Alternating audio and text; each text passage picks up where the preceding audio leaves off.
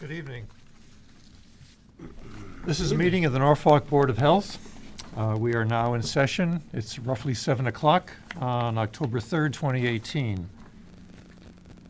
We have a couple of items on the agenda that may inspire some public involvement. And we will begin with 17 Lawrence Street and the public involvement plan related to 17 Lawrence and to the sort of environmental status and future plans for the Buckley and Mann property.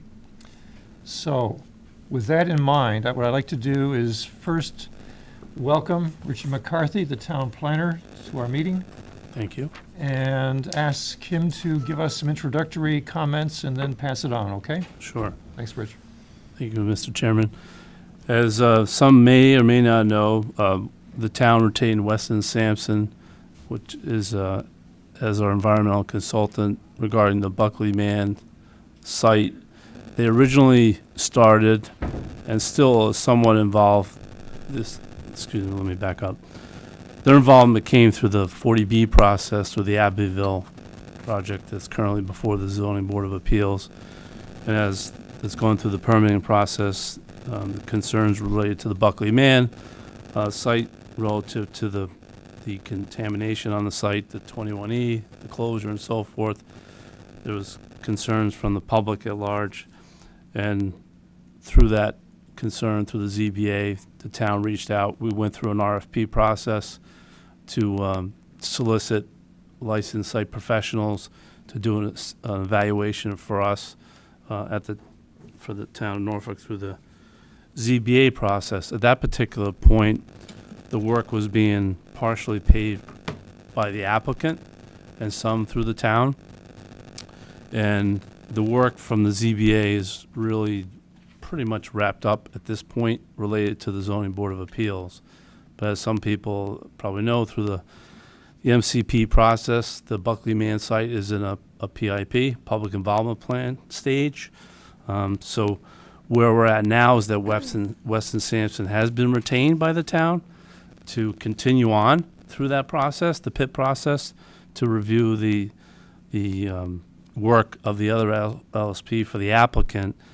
And so really we're kind of transitioning, if you will, where it's becoming, it's more a general issue, environmental concern that the town is involvement with, as opposed to just directly related to the 40B.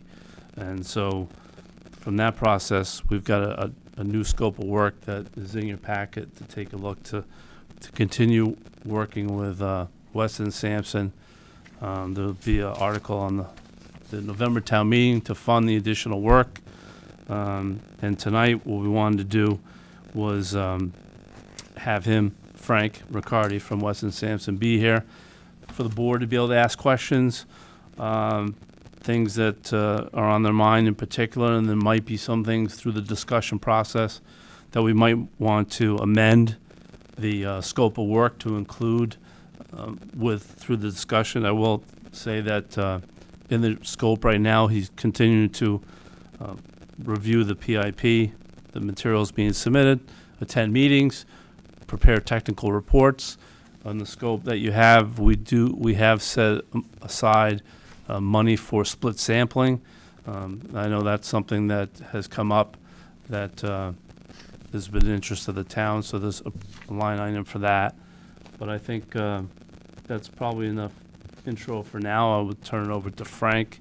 And Frank, I think, part will fill in the PIP process itself, because that's new to me, I'm sure new to you as well, and probably new to most of the town, unless they have other experience with it. But for the most part, it's probably new, where Frank could kind of explain it and the role, the process, the role, and so forth. So, Richard, can I just ask one question Sure. before we go on? You said the town is now going to be funding this process. yes. Why is that not the applicant or the owner? So the owner he's funding and he's hiring his own LSP.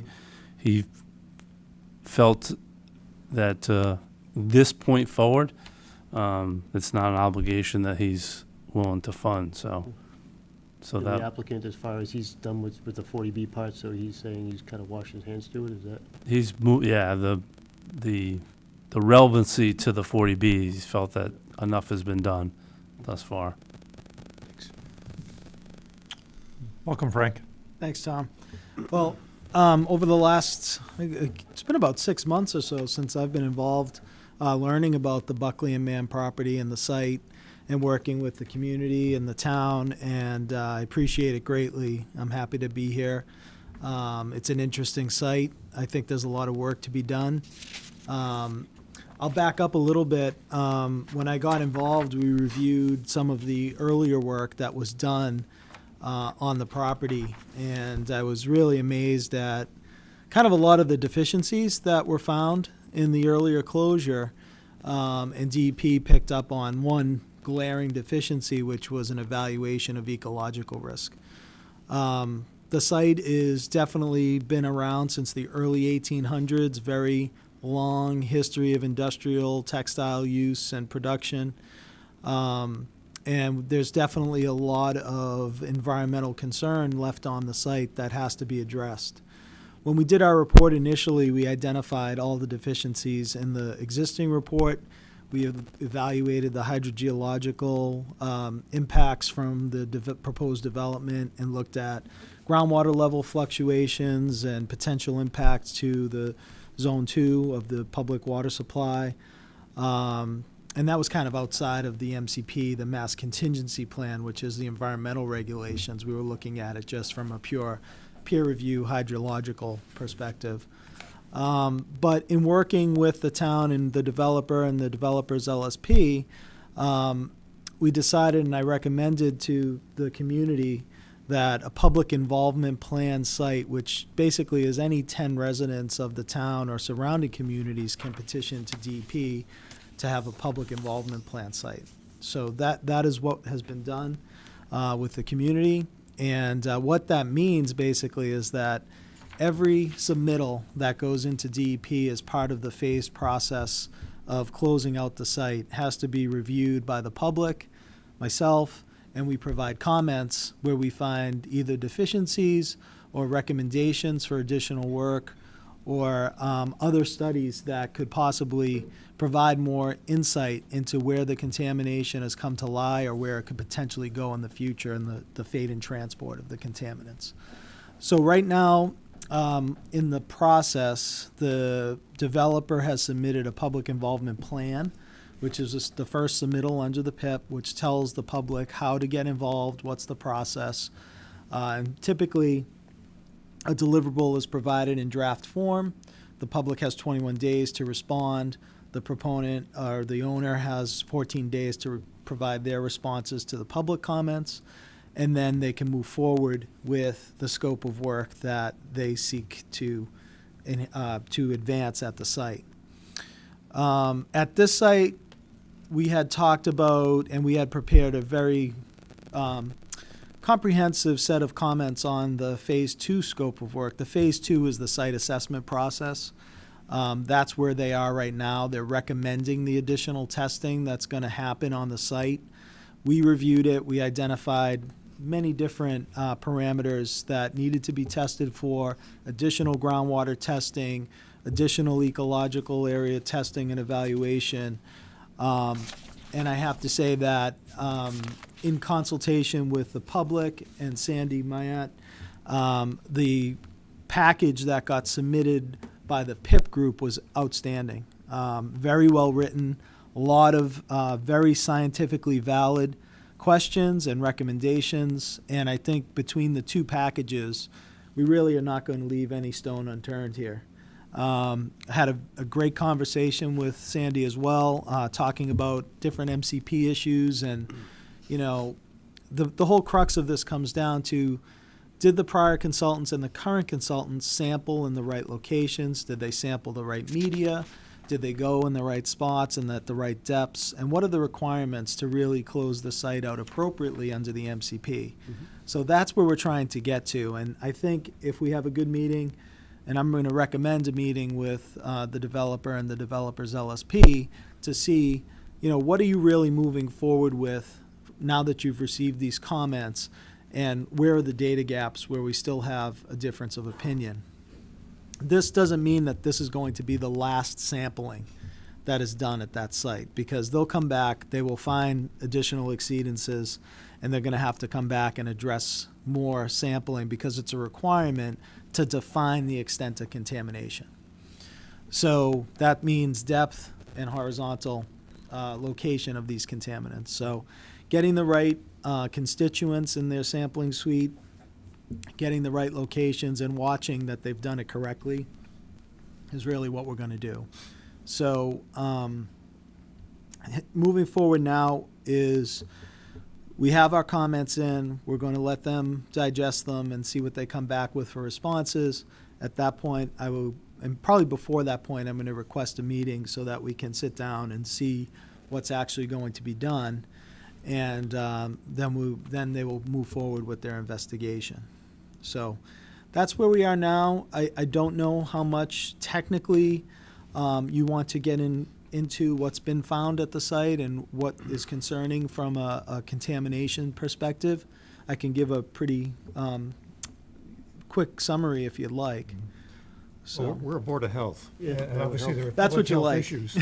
Well, So we need to have at least yeah, okay, a solid understanding of where you perceive to be Sure. the public health concerns as related to the chemistry you've already seen. right. And there's not much biology, I guess, going on yet. There's a lot of stuff going on. It sounds like this is the board that this is gonna be presented at anyway, so Okay. this isn't gonna be, is this, the ZBA still having this hearing on this, or this is gonna be where we're at now? No, I think, I kind of envision this is where the place will Right. be going forward. We might as well get a synopsis We'll then. get you going. Okay, so when we looked at this, I mean, everything for disposal sites, for hazardous waste sites, 21E sites, whatever you want to call them, where land in Massachusetts has had a release of oil and hazardous materials, you have to do site assessments. So everything that is done in a site assessment is to evaluate both ecological and human health risks. So we want to understand where on this site we have unacceptable ecological and human health risks. Looking at the initial work, there was no ecological risk assessment, so we didn't know if there was risk to bugs and bunnies, critters living in the sediment of the wetlands and the river, mammalian species that are walking across the site, all of the typical things that you evaluate from an ecological risk perspective. We did know that we had very high concentrations of metals in surface soils, most notably lead, chromium. Those are the two most prominent contaminants of concern. The groundwater is a big concern because it's a very sensitive area with the Zone 2, the public water supply. So we looked at the groundwater sampling that had been done, and really nothing had been discovered in groundwater with the exception of arsenic. And arsenic is a common naturally occurring contaminant in groundwater. And you know, before that was really dismissed as a naturally occurring issue, we want them to do a little bit more to actually show that there's arsenic upgrading of the site. So that was a recommendation of our report that we submitted.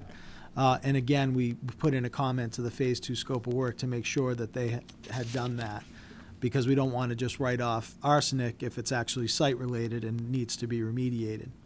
So if they move forward and determine that it's not a naturally occurring contaminant of concern, then they have an exceedance of the GW1 criteria, and the site will get elevated to what's called a Tier 1 site. Right now, it's a Tier 2 site. Most of the sites in the state are Tier 2.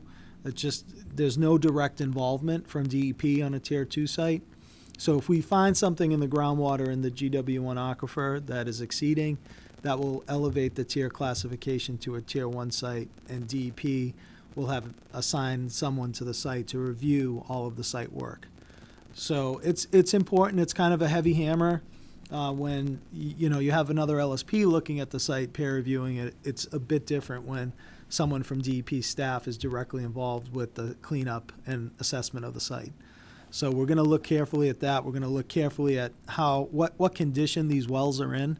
Some of these wells are 20 years old. They may not be representative of true aquifer conditions. They may not be in contact with the aquifer. The screens typically foul with iron and manganese.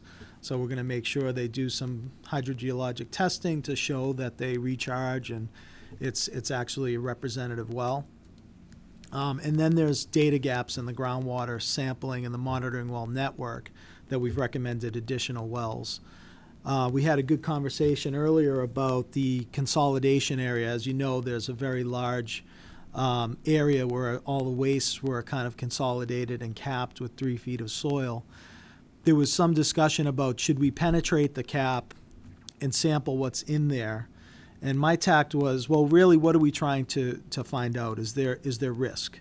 So right now, if there's 3 feet of cover, there's no risk. There's no direct exposure, okay? So I recommended confirming that we still have 3 feet of cover because there's a lot of rutting, a lot of instances of ATV use out there, and you may not have 3 feet of cover.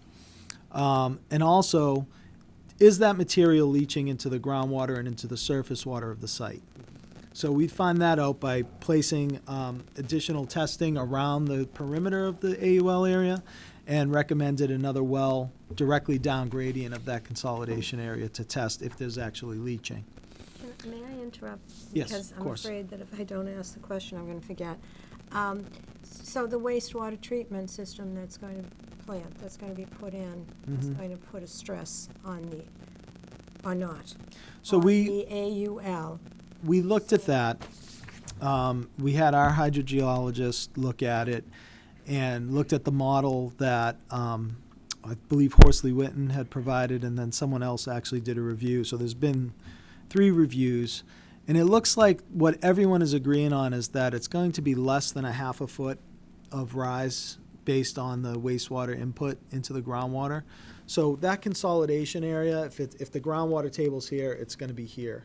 So it's not it's not going to be like the whole area is going to be inundated with water and then all of that stuff has a new opportunity to leach.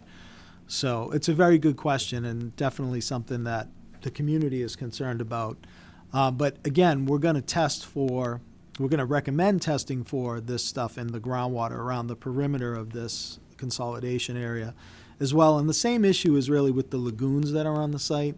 There may not be direct exposure. If someone has to swim down under the water to contact the sediment, but there's still an issue of leaching into the groundwater. We want to make sure that those are open areas of waste disposal, that we don't have that instance, so. And just staying in the same vein with that question there, so you looked at any potential for that mounding to cause any Yes, further migration of horizontal- Exactly, so contamination, an yeah. increase of hydraulic pressure, pushing. Yeah. And if the AUL is increased in size via testing, I assume that would be reevaluated based on the proximity of the residential development to this expanded AUL, if that does happen? Well, I mean, the only way the AUL gets expanded is if they're going to propose putting new waste into it. Okay. If there's exceedances related to the the consolidation area is a source of contamination, Right. and it's causing, Right. then the closure is invalid at that point because it's not doing what it was intended to do. So any increase of those pollutants So then they outside would the have to AUL would be. remediate, they would have to okay. relook at, like, your consolidation, the whole premise of closing the site with a consolidation area and a Mm-hmm. cap isn't working because we still have unacceptable risk Okay, so that'll emanating from this Open area. up the entire thing. Yeah, to- so you okay. have to figure out, like, either you need a proper bottom barrier if it's leaching. Mm-hmm. At that point, then, we would look at the waste inside to see if an engineered barrier is required.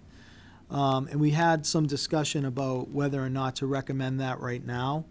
I felt like because they're only in the assessment phase, to go in at multiple locations, just, basically go through the cap and the demarcation barrier that's there, and then have to, repair it and put it back in place seemed like it wasn't, I would rather have the information about the groundwater first and then determine if we have to go in there again. But if there was any increases in contamination outside the perimeter of the current AUL, then there'd be some type of remediation. Yes. And then most likely a different type of AUL put for that area. Absolutely. So in Yep. that case, any change to the AUL would also be reevaluated for Yes. the existing development as it stands today? just Yes. As you said, okay. Yeah, the AUL would have to be amended, and probably there would need to be additional remedial actions that need Right. to take place. so that the selected alternative, whatever the final option is compliant with the MCP. Yeah, fully. appreciate it. Yeah, and I'm sorry to interrupt, that was one of my questions, but No, since you had no, that's started it, good. I figured I'd continue on that vein. So other things that they found are high lead in the carbonizer lagoon portion of the site. The levels of lead there are very high. They're not defined vertically at this point, so they have to define the nature and the extent of that lead contamination. The levels of lead at those concentrations, in my experience, are probably going to trigger ecological risk because they'll be toxic to the ecological species, but that will play itself out in the ecological risk assessment that occurs for the site.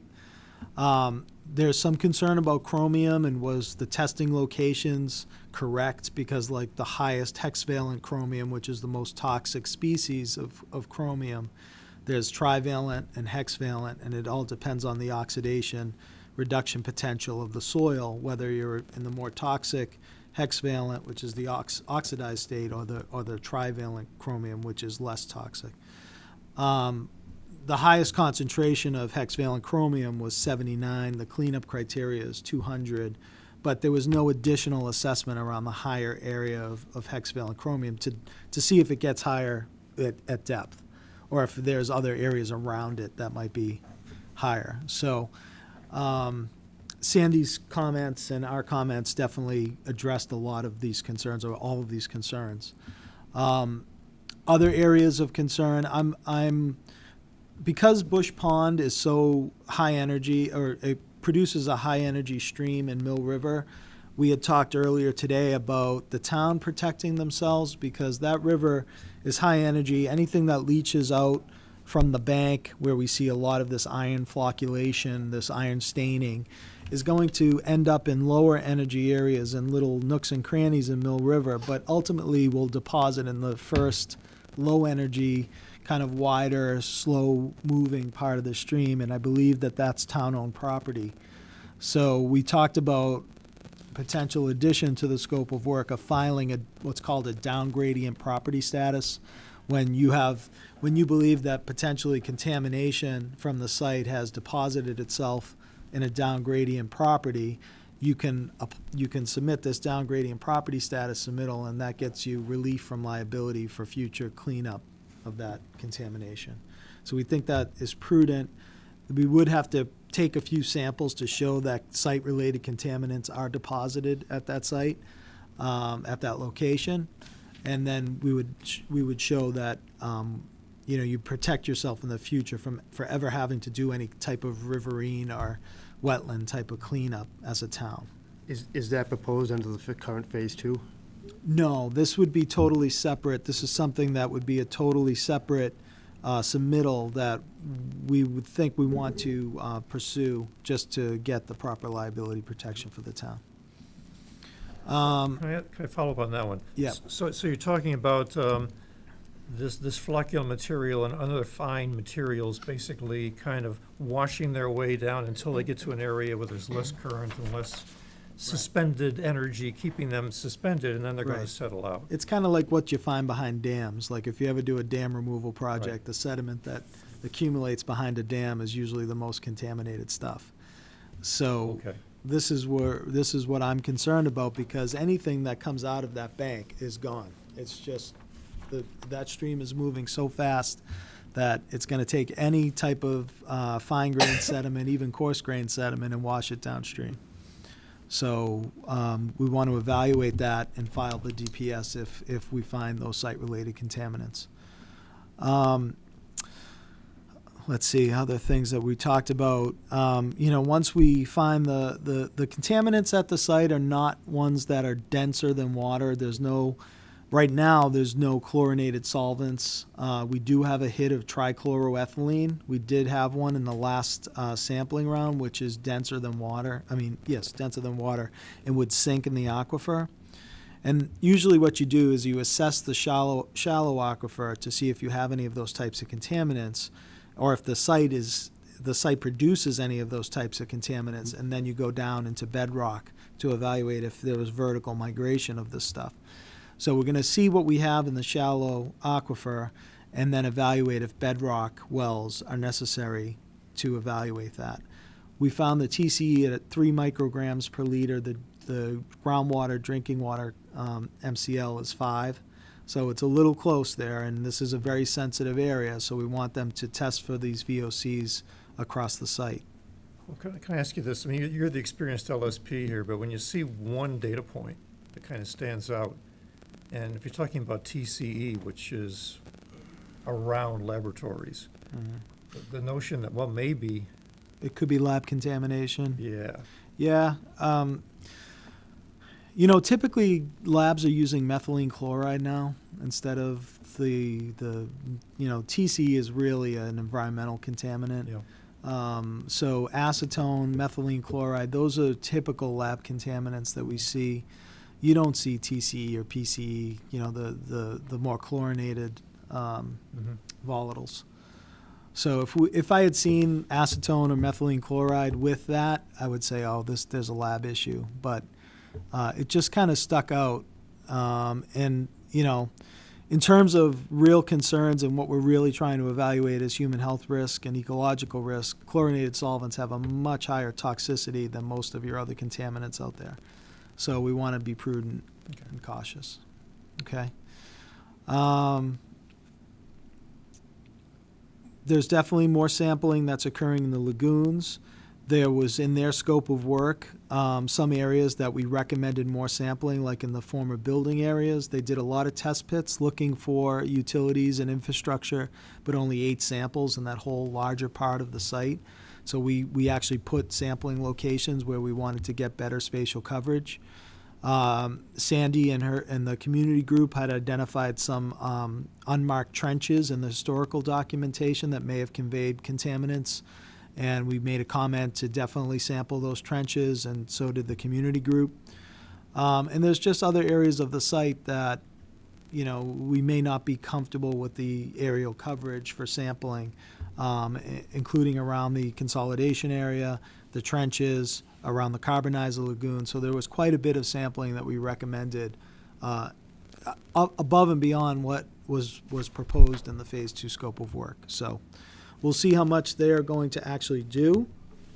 But between the 2 comment packages that went in, it was very comprehensive for sampling. And you haven't had any feedback from them as far as if they are going to complain No. about that much sampling, or I if met they're going with to be okay with that? I met with the Or in- developer's LSP prior to preparation of the Phase 2 scope of work to try to head off some of these issues. And he assured me that, we're going to get to the requirement of the MCP, which is defining the nature and extent. They wanted to take it in more of an iterative fashion rather than, blanket the site with samples at first. They wanted to see what they found to augment what's already out there. So we still think that what they recommended was too minimal as a first cut. 'Cause I'm reading your letter of, in the August 7th letter with your recommendations, you've got quite a lot of recommendations for sampling, and I think a lot of that goes to what the neighborhood group is saying too, a lot more Absolutely. sampling. Yeah, So I would, very knowledgeable group, Yeah, well so written, we'd hope well that- done. that they would definitely follow up with that and at least, hopefully do that much sampling. Yeah, and It sounds like it I covers a said lot of the earlier, issues. I definitely want to have another meeting with Steve Viteri and Tom and his team to really understand what they are going to do as a Right. result of these, because if they're leaving, parts of the site really unassessed or Mhm. ignoring some of the areas that are really of concern from an exposure perspective, Right. then we will call DEP and ask for input from them. Because it seems like this would cover a lot of the concerns if Yes. it was done Yeah. as presented, so. Yeah. And I think that's an important point here, that, if there's a discrepancy with what's being recommended Right. through our review, that if they don't agree with it, there is a mechanism to go to DEP to present the findings and say, look, they're not doing enough. I think Yeah. that's important. I think we Yeah. want to emphasize that, because as we kind of learned and mentioned, the whole Tier 2 sites and the LSP, it's not really a lot of involvement from the DEP, so it's really this kind of process and the citizens that really, Right, we've, our peer review consultant would be the one that we'd want to hang our hat, so to speak, on, Yeah. on, Yeah. on their findings. yeah, I mean, it's kind of disconcerting in some respects that, We have to have this one. there's 2 sites throughout the whole entire state, but that's another issue. So, I mean, just some backup on that. DEP closed 650 sites in the 80s and early 90s, and since they've instituted the privatized program, 30,000 sites have been assessed and closed. Now, whether of those 30,000, how many were assessed and closed properly is to be debated, but they couldn't get to all of these sites. no. All these sites would just sit there unassessed and no one was doing anything. So they had to go to this kind of model. Yes, Yeah. I understand. Sometimes you're better off with your own consultant in that regard as far as, Yeah. the right data and being it done I mean, correctly. yeah, exactly. So first, I want to thank all these folks for all the work they've done as well. It's just, Absolutely. because they're doing it for the community. It's not just for Lawrence Street. And also, I just need a timeline. I need to wrap my head around this, because I was looking at the Mabbitt report, Notice of Availability of Response Summary for Public Involvement, and this was dated September 21st, That was for the PIP Two. plan. DEP. Yep. And DEP, there's an individual, Eric Diamond, that made comments to Sandy's comments. Is that right? Are there how does the time frame work? Because your comments were October 1st. Is that another set of comments? There's two things. Okay. Explain to her the first Yeah. set meeting. Up. Yeah. Speaking to Mike. I'll explain it. So there were 2 documents that went into DP. The first one is basically an administrative plan that explains the whole process and how they're going to handle public involvement, and that's what Mr. Diamond commented on. The second one was the actual assessment Phase 2 scope of work that talks about the sampling. The first one is really just an administrative plan that doesn't really get into the sampling. Now, Sandy may have submitted comments about the sampling at that point, so Mr. Diamond probably commented about that, but it really is 2 separate things. Because there were a lot of comments by him Mm-hmm. and looking for responses. So I think that there are Someone's Real- paying attention. someone else is paying attention, Yeah. I guess, Yeah. at the state level. I'm hopeful that someone else is paying attention. So this was called a draft public involvement plan, Yep. September 21st. Mhm. And now am I going to see if I didn't see something after that on the website? They're still preparing their state- responses, Okay. because the responses were due from us on September 24th, so we should see responses from them probably by the end of this week, I would say, maybe early next week. 10 days, is that? 14. 14 days. Yeah. So the Friends of Lawrence Street wrote to you, Mhm. and they also wrote to Mr. Viteri, right? Yes, yep. Okay. Yep. With their comments. Mhm. Okay. So that's where we are now. Any other questions regarding? I've got a sort of maybe a 10,000-foot question, and it has to do with what the data you've seen. And we've been talking about gaps here since last summer, Yeah. early summer. Yep. So it's encouraging to me anyway, as one of the first, gap people to say, hey, look, let's get this done. And now we have a lot of support that says, let's get this done. Yep. One of the concerns I have, and I'm asking you this question, when you look at the data collectively, and you kind of put some context on it based on what you've seen in the past, how do you feel, or what do you feel of the things you have seen out there? You mentioned the arsenic, which we're not quite so sure of in terms of whether it's coming from or without the site. Yep. But then you look at the lead and the chromium numbers, and those things pop out to me as a chemist. And I'm wondering if they pop out to you the same way, that there's got to be something going on the site that is producing concentrations of some pretty nasty elements. Yeah. If it's chromium-6 especially, and lead, I mean, for centuries, we've been dealing with this problem of lead in the environment. Yeah. Do you, as the LSP, think of them as being a really serious concern? And what would it take to basically make you feel less that way, or confirm the fact that it is a problem we got to deal with? So I would say, first off, if you read what's been prepared for the site, you would think it's not a big deal. Okay, if you just looked at the concentrations and the amount of sampling, you'd say, okay, they didn't just pass over this. They took a lot of samples, and the concentrations are not that high. That's what I would say. But when you start peeling back the onion, you're wondering about these questions. Well, now the vertical extent is not defined. We don't know, the horizontal extent is not defined. We're starting to see lead concentrations that are getting into the moderately high levels. Certainly, if any of that material would have to leave the site for a disposal facility, you would have to evaluate if it's characteristically hazardous, which is the leaching potential of the lead.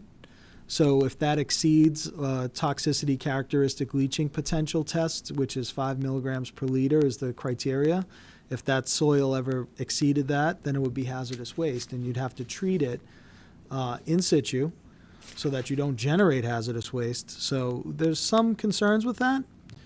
They didn't do any ecological risk, so I don't know how bad it is ecologically, but I have some suspicions that there's going to be ecological risk at the site, specifically in the lagoons.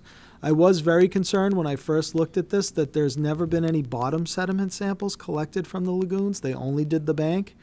And what we're hearing anecdotally is that, holes were still present on the bank that showed they only sampled maybe 2 inches of soil, and the top was really detritus, leaf, and organic matter. So we had put in a task in our scope of work to have someone there when they're sampling to make sure they're actually sampling environmental media and not just leaves. And make sure they're sampling in the right spot, and to collect separate samples co-located with their samples to validate the results. So we're taking all the precautions. I've definitely seen worse sites. I don't think this is going to be like a super fun site or anything like that. I do think there's more work that needs to be done specifically to address all of the different areas of the site that don't have great coverage and they don't have the extent of contamination defined. I would say the groundwater is still a question mark in my mind that, were the wells in proper condition? Did they sample them correctly in accordance with EPA low-flow sampling procedures? Did they filter the samples for dissolved metals correctly? All of those procedural questions I really want to see for myself. But I do know the reputation of their LSP and their firm and the LSP's firm, and it's very good. So I don't think that they're trying to bypass this in any way, and I think it financially behooves them to do a proper cleanup so that they can move on with what they really want to do, which is develop the site. So I hope that answers your question, Tom. In same vein as that, what is your concern? You have the lagoons here that have the material put in there, stored and capped. What's your concern as far as these not being lined landfills almost in a sense? So that'll play out when we look at the groundwater. If they're not leaching into groundwater, then I'm not so concerned. Because it's got quite a big cover of material on top of it. But if it's not doing anything to protect leaching, then it's not a valid closure.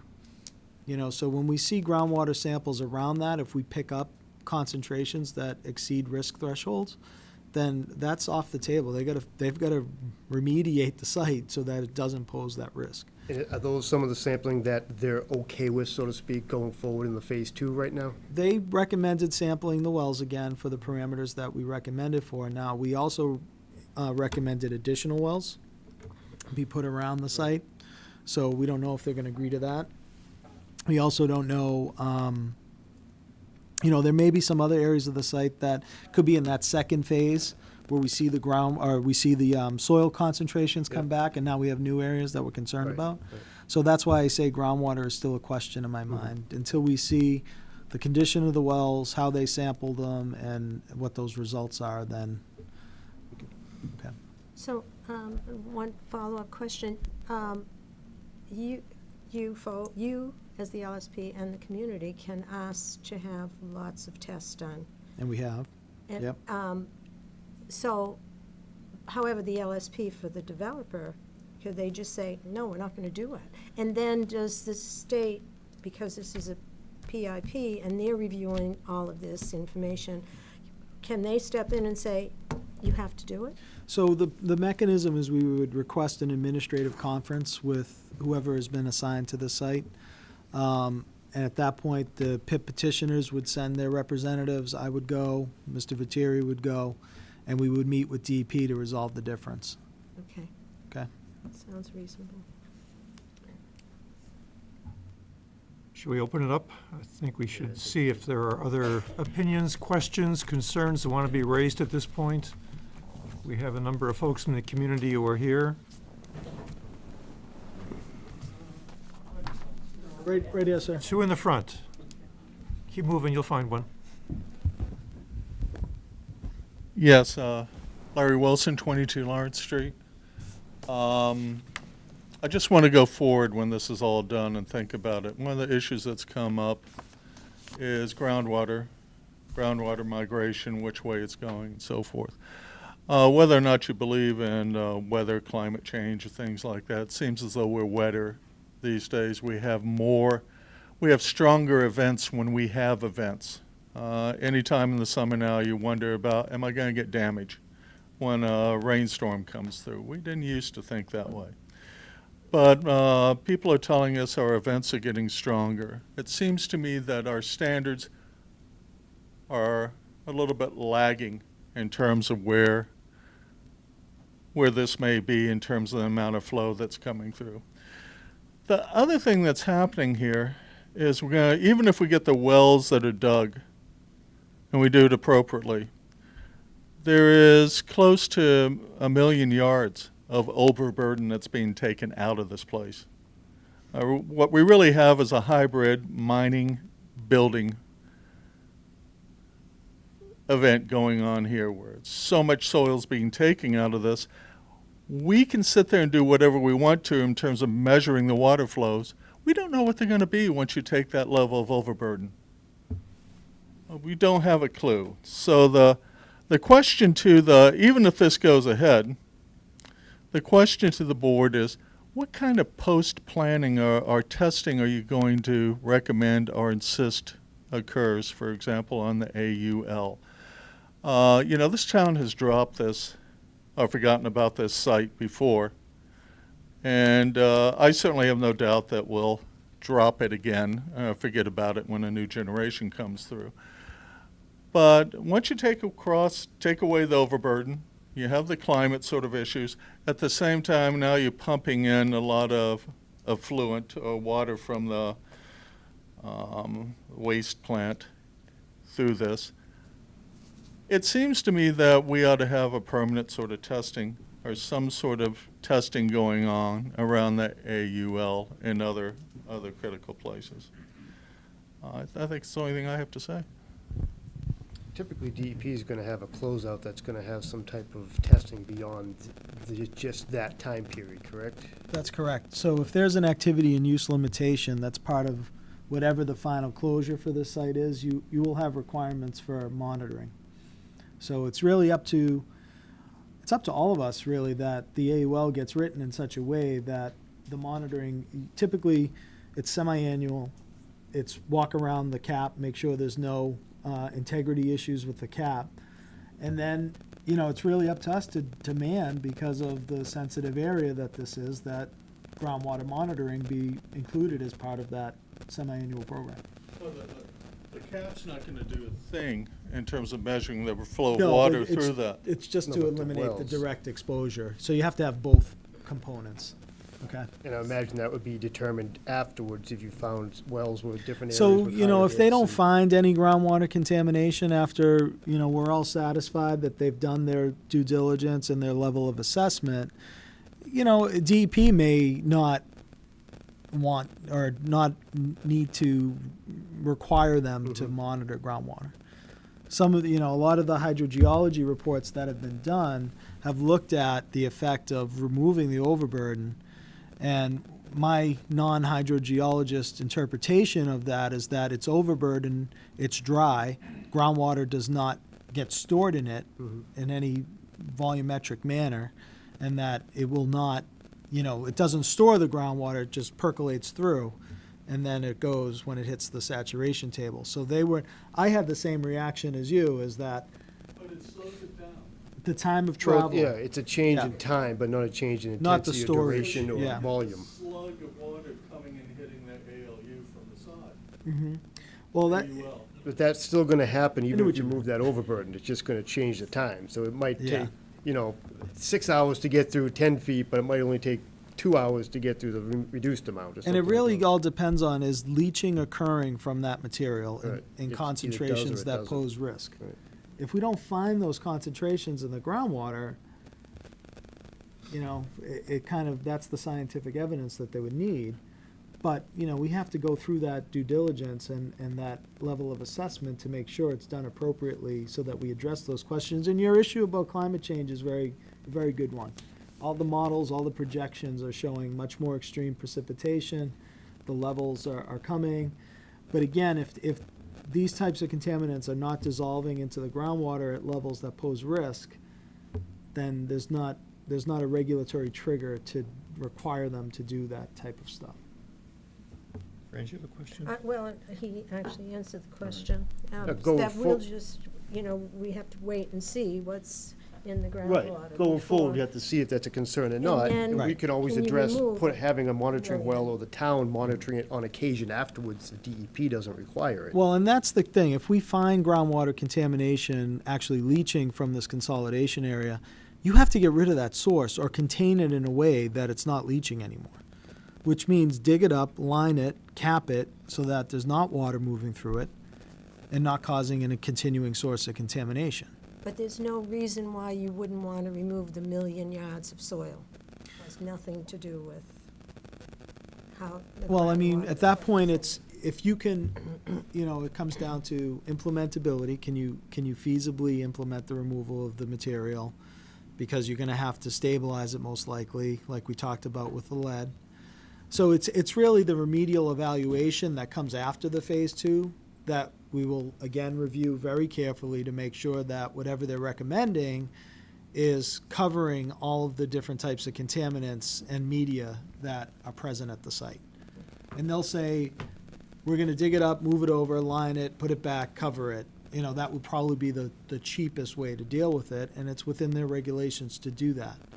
But if it's got levels that are if the material has got levels that's buried in there that are very high, there's going to need to be potentially gas migration layer, or a drainage layer. There's gonna be much more components of the cap that you don't have currently right now. But there's no reason why they still couldn't remove 1,000,000. No.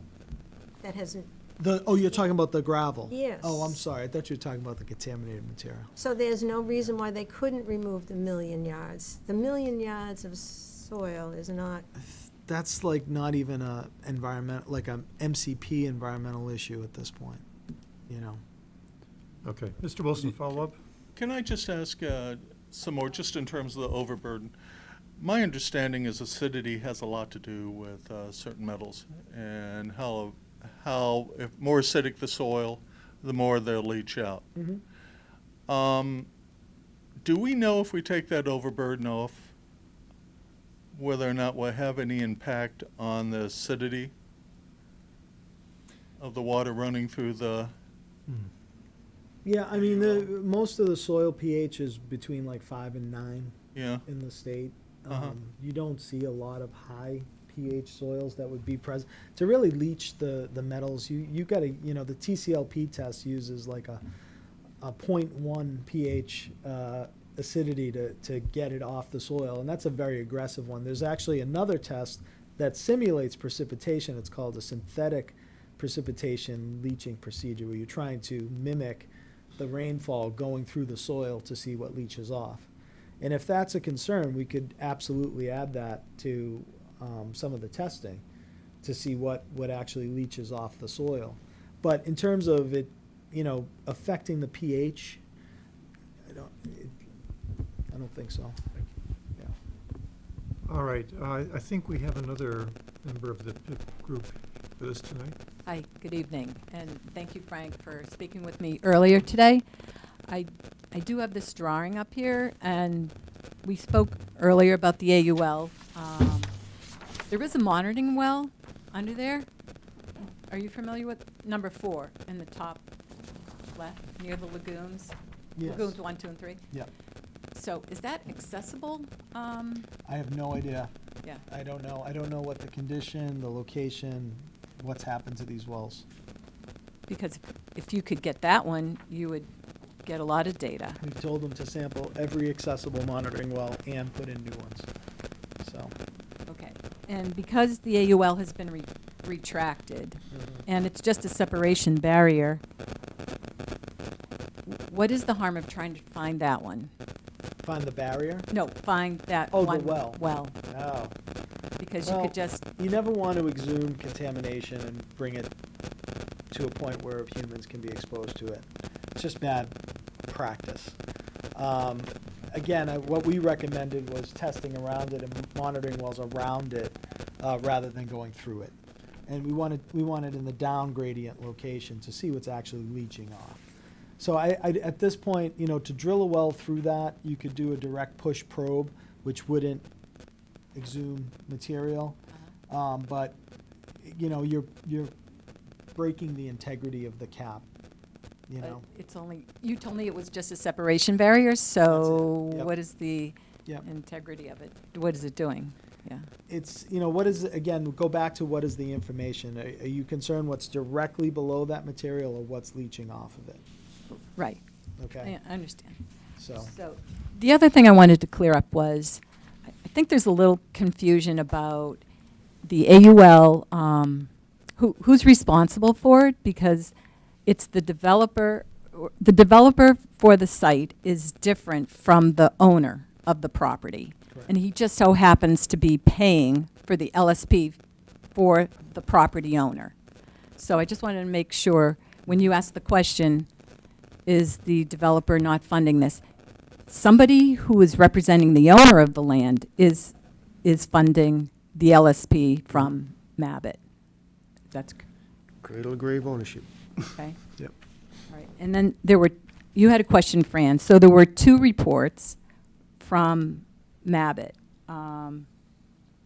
that were part of the PIP. The first one was dated September 4th, and then he issued his responses to that, which I think has the letters that you were talking about.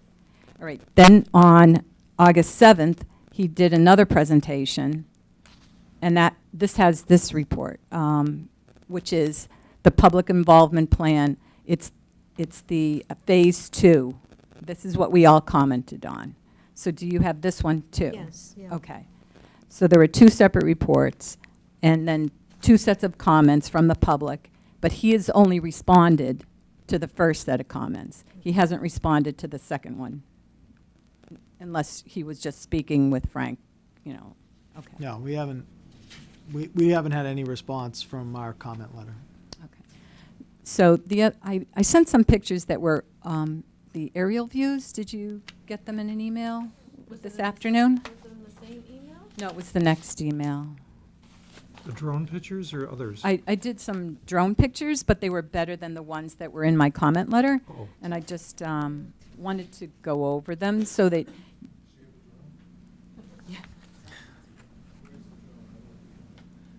This is a very high-tech operation here. You understand. so the drone pictures are in my comments, but they're better quality if, I think, than what you would get on the paper. Are they online? They will be online because all the public comments will be online. Cindy, we got some. There were some that were winter and some that were warmer weather. Right. They're in my report. Yeah. You just emailed the actual imagery. Yeah, okay. I emailed the actual ones, almost right after that one, Betsy. Is that what you got there? This one, they're not in color. I'm looking at All hers right. are in color. a That's lot possible, better, because but I've been At least having- they identify the sites. But this was the one that we got. So if you look at, you have my public comments, if you see that there's quite a bit of waterways network north of this site, Which, Yeah, downstream, get downstream. okay? Yeah. And there were trenches that have not been even sampled yet. And I don't think they're proposed in this phase, but I just wanted to stress that, all these contaminants are going somewhere through the water of the Mill River, and we ought to take a look at them eventually. these other locations. With that, what Frank, you were mentioning in the down gradient property Yeah. status, Yeah, where they end up could be on town property.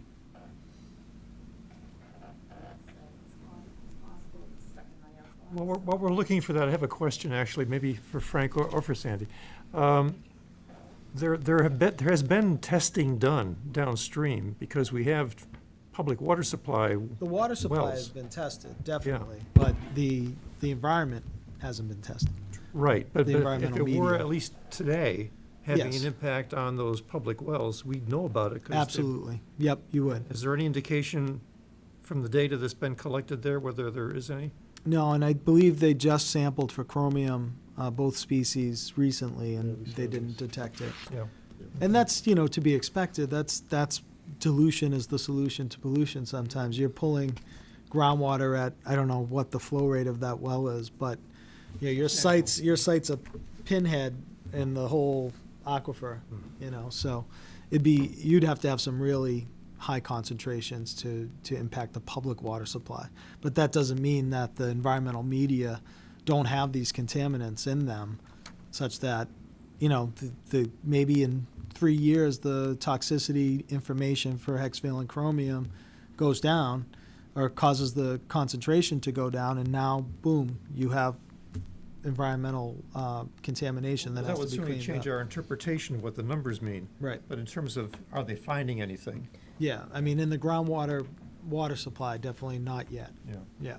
So I gave you both a report on the Gold Street and Spruce Street water wells, and they tested for Chromium. chromium, hexavalent chromium, and in both wells, and there was, it was none detected in either well. And they also looked for arsenic, antimony. There are several different things that they were looking for, and none detected for arsenic as well in either well. That's good. This is dated, date reported August 17th, 2018. Yeah. Yep.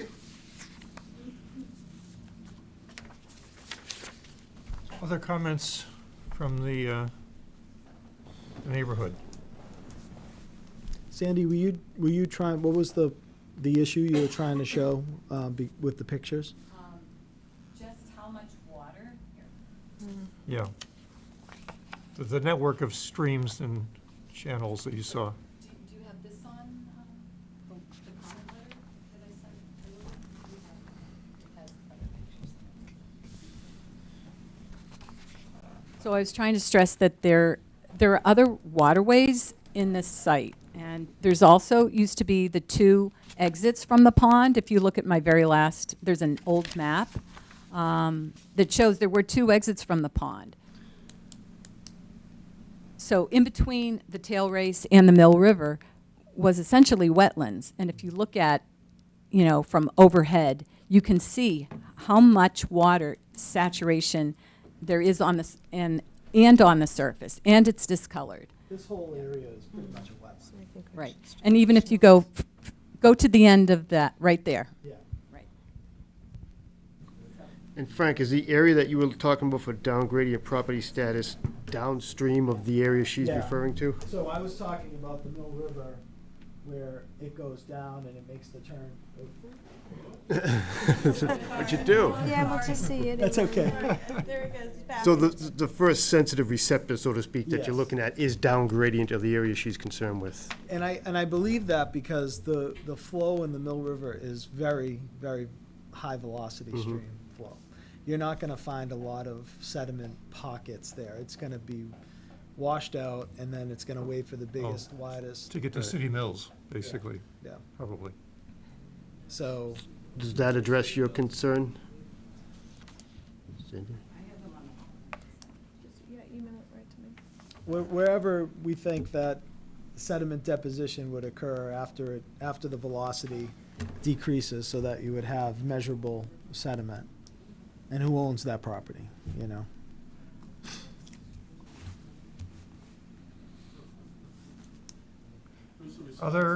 I hear some buzzing going on. Are there any comments from the back? Go ahead. David Mastro, 26 Lawrence Street.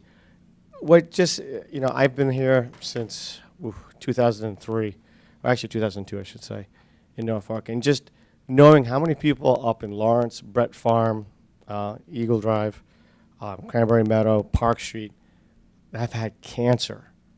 The rate of cancer in that area is high. And it's, what a coincidence, there's a toxic dump nearby. There's got to be some kind of correlation. I mean, that just can't be a coincidence that you have a high rate of cancer in that area. I mean, there's got to be other stuff that I think we're missing in testing that was there. What I think, as a historian, I think we have to look back at the site and find people who have worked there, find some history, because they had to move stuff. They just didn't put it in one area. That's the thing. I think you need to test that entire site. I mean, at that last pit meeting, the guy was saying how they dredged the lagoons and made mounds of dirt for over 80 years. That's here. And then they would move those mounds. But if you just kept 80 years of dirt, I mean, you're talking a massive hill. I mean, 80 years of dirt, it's not going to just be this high. It's going to be massive. And there's no big mounds there anymore. Yeah, they might have put some in the AUL, but that would have filled the AUL in over 80 years. It had to go someplace else. It probably left the site, and that's what scares me. Where did they sell it off or use to give to? Did they give it to the town later back in that time? Did they give it to other people? Did they give it to the farmer that we would have to use as dirt? That's something I think that needs to be really considered. I mean, I hate to say it, but there's a lot of cancer up in that area, and it's just too close to there's a site like that, and that's what gets me nervous. Where I think there's more, and there's more potential that we're not looking at what really happened, because that's such a forest area that things could be dumped and you have no idea.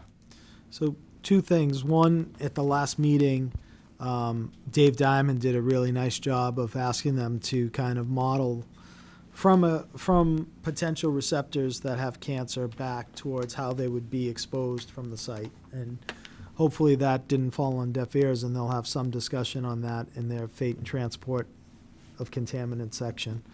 The second thing is in terms of the historian and finding, I raised that at the public meeting and said there has to be people in town that worked on this at this plant that would know the history of waste disposal and knows where. Sorry, you've been talking to the old farmer, Brett's farm. I mean, what they know is yeah, I mean, and his family, maybe they know stuff. so whoever does that, I mean, that's quite a bit of work, and finding those people and interviewing them and asking the right questions, is pretty labor intensive to do, and we certainly can make the comments to them to do that, but honestly, I've been involved in other PIP sites, most recently in Medfield, where the state hospital there was a public involvement plant site. And folks in town took it upon themselves to find these people and interview them. And sure enough, they found the guy that was, burying the waste in the wetlands. And he'd said that, where we were trying to make a bridge of waste over the Charles River so I could get to the other land to fill that in before they stopped and said, man, that's not a good idea. But it's amazing, he was there, he was a resource. We talked to him about what was buried there to get an idea of what types of materials and constituents were buried. So it's a very valid point. And I think that's aside from sampling the whole hillside and all of that and going on probably a very expensive and not so productive effort, it's probably better to do the level of effort to find people who are knowledgeable about waste disposal and see what they have to say. So may I just comment on the cancer rates? This Department of Public Health, Massachusetts Department of Public Health, does have a cancer registry, and they present findings for each town. And the most recent findings are from 2009 to 2013, although I think I looked at this about a year ago, so they might have something new since then. So you can look at the registry, anyone can, and see if Norfolk has a higher incidence of cancer. And there are certain cancers where we do have a higher incidence than expected for the state. But it's not really saying where these folks are located, and that gets into HIPAA. I don't know how we handle something like that to find out exactly. We can talk about that going forward, if there's something that we would do as a board. Well, what was the regression model that was mentioned, Frank? What Dave Diamond had discussed, Yeah. In talking with Dave, I feel like he's really knowledgeable about this, and in fact, is that his business to kind of do that? So you have an unbelievable resource there to help with that type of analysis, so. Okay, so the Yeah, I mean, information from is out cleanup there in perspective, we general. don't Right. get into cancer clusters and things like that. We certainly would take that information in to evaluate where to clean up, but we don't conduct those types of studies. Okay, so it's more work for us to do. Right. And with the community. Yes, your name, please. Margaret Cahaley, 11 Cranberry Meadow Road. To David's point, Cranberry Meadow Road was owned by Buckley and Mann. And was sold off 2 years before they closed the factory. So, what happened on my street, I would have no idea either. But like I say, my house was built. We've been there. We built the home. We've been here almost 30 years. But, that was one of my concerns. Also, the testing for the arsenic that they're saying is naturally occurring, and I know that they're talking about doing more testing. My concern is I believe the site was, that they came up with the naturally occurring where the testing was done, was kind of on the pathway that runs along the pond, close to, like away from the site where there's like the cliff and such.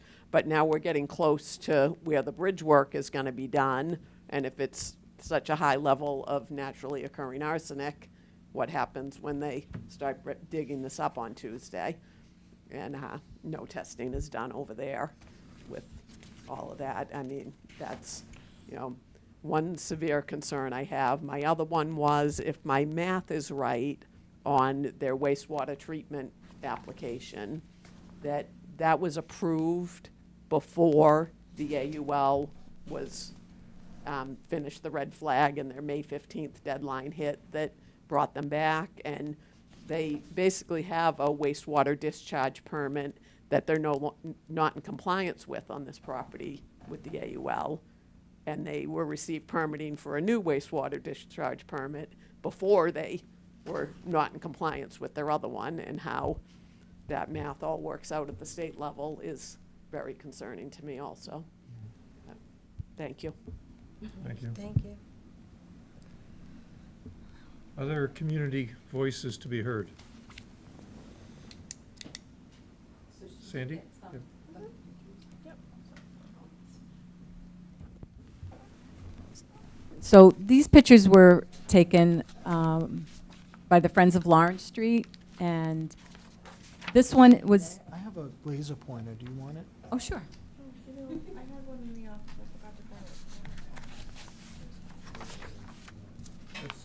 Got that one, didn't we? Yeah, that was in the. It was in the report, that yeah, was in the comment. yeah. It's just a clear image. And,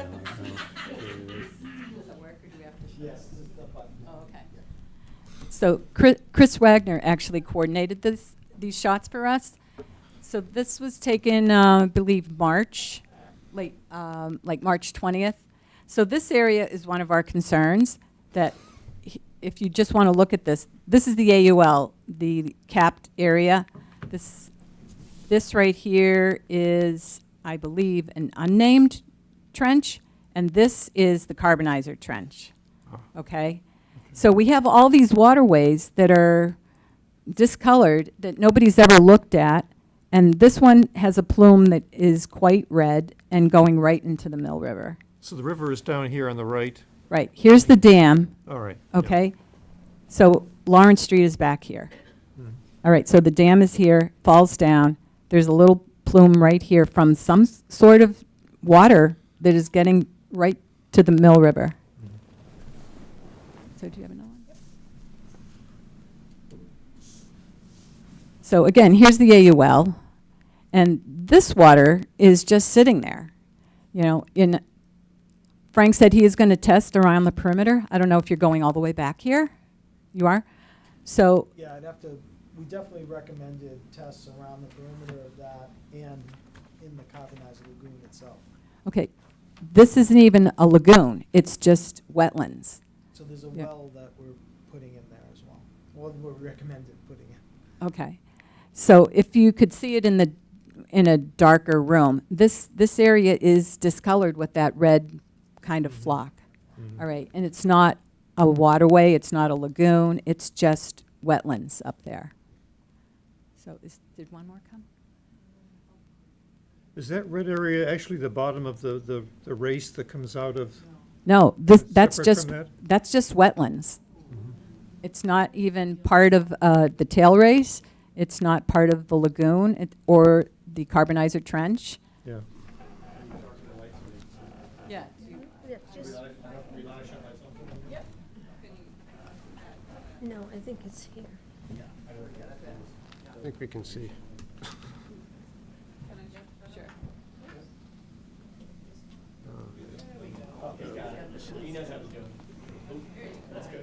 So over here, these are the first lagoons 1, 2, and 3. So this is lagoon number 2, and this back here is lagoon number 3. As you can see, there is water coming out of this area.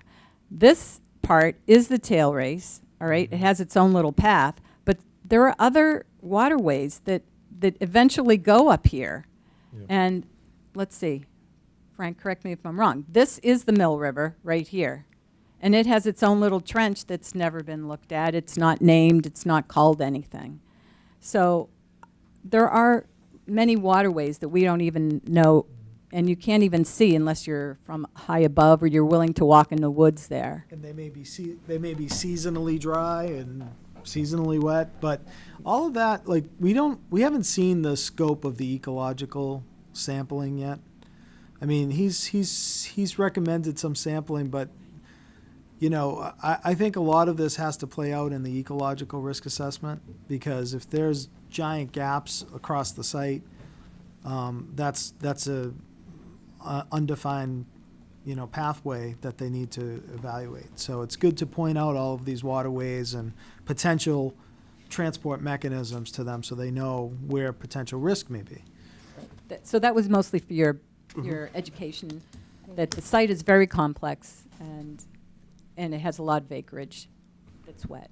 It sounds like Weston and Sampson has recommended a significant amount of additional testing. Well, we both have, and actually, the community group has been, in my opinion, even more comprehensive than Weston and Sampson. But in combination, there's definitely a lot of sampling recommended at this first phase that will want to be addressed Right. before they move on to remedial evaluation. Is that ecological testing you're referring to part of the phase 2? Yes. So the ecological risk assessment right now, they're at a stage 2 evaluation. So, So this is the last picture. So this is looking back. Here's Lawrence Street.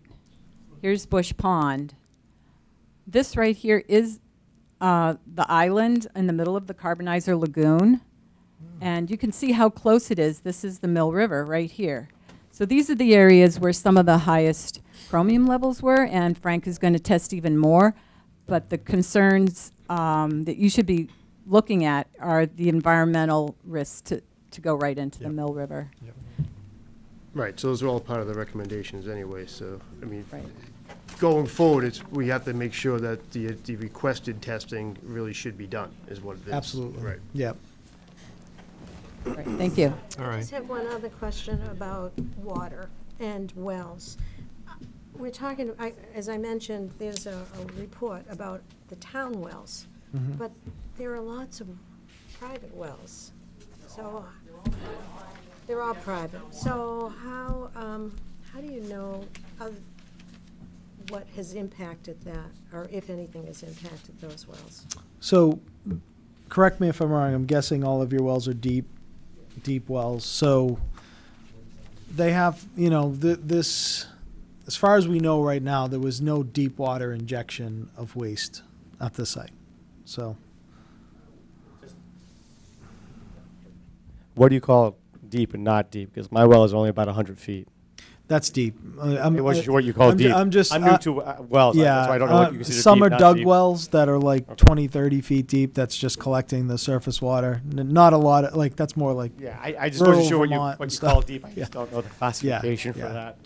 so the deeper wells, I mean, there's an iterative process where you evaluate the shallow water table to see if you have exceedances there. If you have exceedances there, you still have to define the extent, and you go continually deeper till you find where the contamination has stopped. At that point, you evaluate, could the contaminants migrate deeper down gradient where they might impact a private well? So groundwater flows in a direction predominantly. Here you have a river that's intercepting the shallow groundwater. So all of that stuff, all of the waterways that Sandy is showing are all discharging to that river. The river is actually a representation of the groundwater table. So that's where the groundwater is. So unless there's some sort of deep water injection of waste that bypasses the surface down to the water table and then further deeper, that would be the only way that, or there's some complicated bedrock fracture network that's shallow that then connects to the deeper aquifer where the wells are screened. So the iterative approach is, do we have a shallow groundwater problem right now, which we're still evaluating, all right? If the answer to that is yes, where does that vertical delineation go?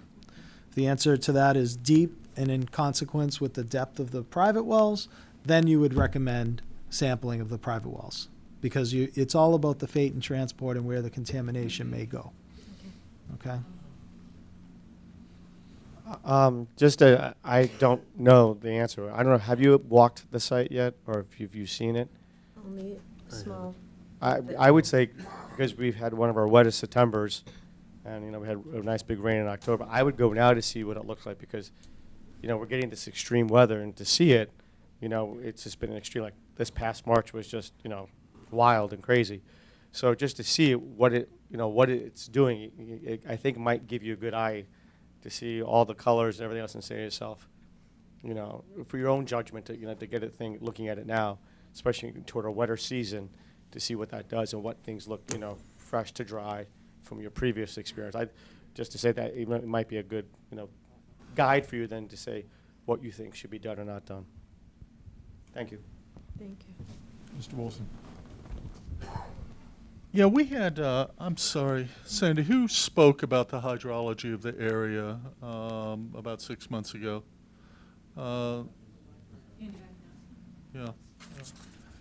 He had brought up an interesting point, that the Stop River and the Mill River are some of the few rivers in the area that actually flow north. And the reason that occurs is there's the geology in the sense that there's some faults that run through, and they run in the same direction. In essence, the river's following that fault. So we're not talking about a standard geology where there's no access, right, to a lower bedrock or where their wells are in, but the fault is a fault. There is some sort of transference of material from the top to the bottom or vice versa. Mm-hmm. So I think just given that, why aren't we testing the wells? When we're testing down here, why don't we just go test some residential wells, take a sampling, and see if anything's there? As an LSP, if I'm assessing a site, there's so many different things that could contribute to stuff being in wells, okay? You have to really show the connection from the contamination on the site to the wells. Now, that's not what anyone wants to hear, and I realize that. But in terms of what the regulations tell us what we have to do, that's what we have to do. And if individual homeowners want to test their wells for stuff, they have all the right. It's just, if we're in a court of law and someone says to me, do I think the contamination is in these wells? I can't say no or yes or, right now. I would have to go through these steps to evaluate if it is or not. And I know that doesn't sit well in a public meeting, but, there's a process to this, and otherwise, every disposal site in the state, you'd be running around testing private water wells and causing hysteria because there may be other sources of these types of metals there. And believe me, there's no one more sensitive to this site and what it's presenting in terms of risk to the public. But it's not required to jump to private well sampling when we don't have anything in the groundwater that exceeds a drinking water standard at this point. All right, one last comment, Sandy, it's yours. Sorry, but I did want to say the groundwater tests that have been done were not that recent, I believe, and I'm not sure they were presented by an LSP. So I just wanted you to know. Yeah, I wanted to address that publicly too. There's nothing in any regulation that states an LSP has to take groundwater samples. The person that took them has an environmental degree, has been doing that type of work as his business, and there's many practitioners in the state that are not LSPs. There's only, I believe, like 500 LSPs in the state, but the environmental industry is probably 30,000 people.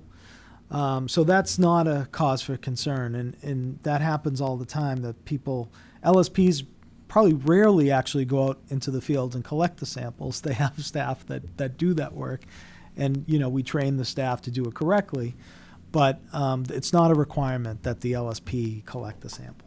Okay, so but we are concerned about the sample collection, and we've recommended that we be present to oversee it and to split the samples. So we don't have any questions at the end of the day. All right, Frank, That's one thing that occurred to me from. Pick up the while we phone. had pictures up. Yeah. Chris Wagner, 67 Park Street. If we could we go back to one of the pictures? I was just thinking back with, as far as potential impacts, and so the one, I can't really tell, the first one. Yeah, so with this picture, if you remember, it was like 08 or 09, that spring, we had a lot of flooding. I recall at one point I was walking my dog there, and to the left here, near the carbonizer trench, the pond actually breached that levee. Up here? No, to the left more. Okay. Yeah, so like almost to where the carbonizer trench begins. Okay. So that's just something to concern, that I feel like that would probably, since that hadn't been remediated, would have accelerated any kind of transport of materials. This whole potentially. site is about Yeah. surface hydrology, groundwater hydrology, and where the contamination is gone. It's like dropping spaghetti on a plate on a plate, and just it's all over the place. So that's why the down gradient part is really important, and understanding where this sediment is actually falling out, because I've seen it where that is sinks of really high levels of contamination. And I feel like some of the sediment, when you get to the railroad tracks, all the water has to go through a tunnel there, and that's a big area where Sure. it slows down a lot. Yep. Just one other picture, just for like a proximity. We talked about the removal of the overburden. Go to the next. Yeah, this one. So, we talk about removing 1 million cubic yards, and like I don't know how far you walked through the property, but just the laser pointer. But this whole area, which is real close to the river here, they'd be taking down about 60 feet. So completely leveling that, and then obviously putting in hardscape, and all that runoff would be going to catch basins in that area. So really changing, right now I would imagine half the water comes this way, half goes the other side. It's a ridge that goes all the way up to Lawrence Street. So that was some of our concerns with the changes in hydrology. You're taking it from being spread out to really concentrating in areas in close proximity to all these contaminants. Have they done a hydrologic model because if for development you can't Right. increase the runoff from the They site? talk Yeah, about they the must have mounding done that. and Yeah, all that, I know Yeah, the they went mounding, through that's more the hydrogeology, but when you with the take car off to runoff. your Yeah, the point, pre and post you in- development. yeah, you They've done a increasing- stormwater analysis, is that what you're asking Done about? that, yes, They have, yes. And there Has, is Beta currently looked at vernal that? pool on They the other have. side Yeah, of that okay. right now, which Yeah. there's a vernal pool on the other side of that ridge that I feel like after that's taken away, we'll probably, like, Well, so as far as there's- an ecological. There's I mean, buffer that's further down. zones, there's buffer zones around the vernal pools. Yeah, it's 100 feet from that. That they really shouldn't be working unless they file a notice of intent with the Concom. Right. And I'm sure the Concom would not allow stripping of, Yeah. Did that all come of into that it at all, area. Richard? I mean, were they within that 100 feet at all? So no, the proposal, as far as was proposed, not within jurisdiction of conservation. And the trenches that they have, or the lagoons that they have now, in one of their studies, said that it showed evidence of the potential for being certified as vernal pools. But in the last pit meeting, I asked if during these studies, if they find a species, are they required to report that? And they said no. So that's just a concern of mine. I mean, regarding- vernal yeah. pools are probably one of the more protected resources in the state, and I think if they find evidence that it's a vernal pool, which it's not, because it's a dug lagoon, I mean, it's not a naturally occurring, but if they have species, it's certainly a red flag that, maybe if it's not contaminated to a level and it's, it's now regulated, but that's all wetland. Those are all wetland areas, and the buffer zone is 100 feet from these wetlands, and I just don't know I haven't looked at the development plans to see if they've taken that into account in their stripping of the soil. But I think if any waterway has protected species, then you have to go to MISA and talk about the endangered species that they find.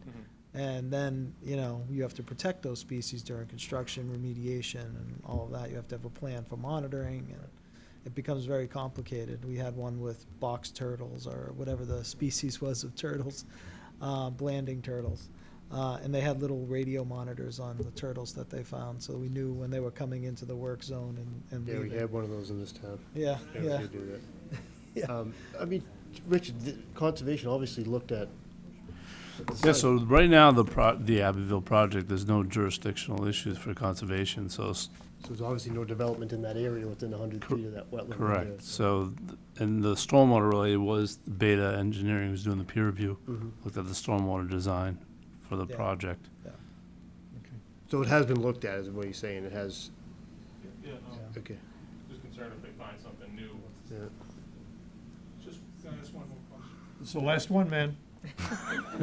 Make it good. They've been good questions. Was anybody else concerned about this dam water flowing over the top of this dam?